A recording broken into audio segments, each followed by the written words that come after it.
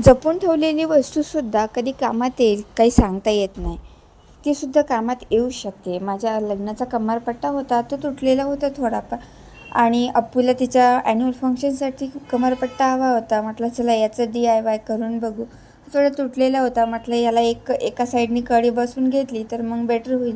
तो पूर्ण राऊंड तिचा येऊन जाईल. मग मी बघितलं माझ्याकडे एक मोत्याची माळ होती, पण म्हटलं गोल्डन आणि व्हाईट हे वेगळंच कॉम्बिनेशन होईल. म्हणून म्हटलं गोल्डनच बेल्ट बघूया, एखादी कडी वगैरे.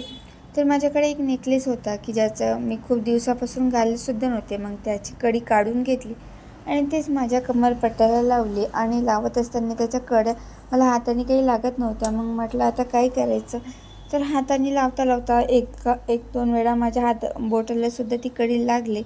पण म्हटलं चला करायचं तर आहे, पैशाची बचतसुद्धा होईल आणि चांगलंसुद्धा दिसेल आणि एका दिवसाचा तर प्रश्न आहे. म्हटलं करून बघू. मग चिमटा वगैरे बघितलं तर ते काही सापडलं नाही. पण घरात मग माझी पकड होतीच, जी मी किचनसाठी यूज करते, परंतु त्याचा उपयोग इकडेसुद्धा होईल असं मला वाटलं नव्हतं. आणि बऱ्याचदा होतंही असं की ज्या किचनमधल्या वस्तू असतात त्या आपल्या डेली यूजसाठी दुसऱ्या अदर गोष्टींमध्ये सुद्धा उपयोग होऊ शकतो. मग घेतली पकड आणि दिला त्याला चिमटा आणि बसलं मग ते पक्कं. आणि मग फायनली माझ्या अप्पूचा कमरपट्टा असा रेडी झाला. आणि एवढं सारं करताना पसारा होणार नाही असं तर होणारच नाही. आणि हातोहात मग उद्यासाठी लागणारे जे काही त्याच्या गळ्यातले होते नेकलेस ते सुद्धा मी काढून घेतले.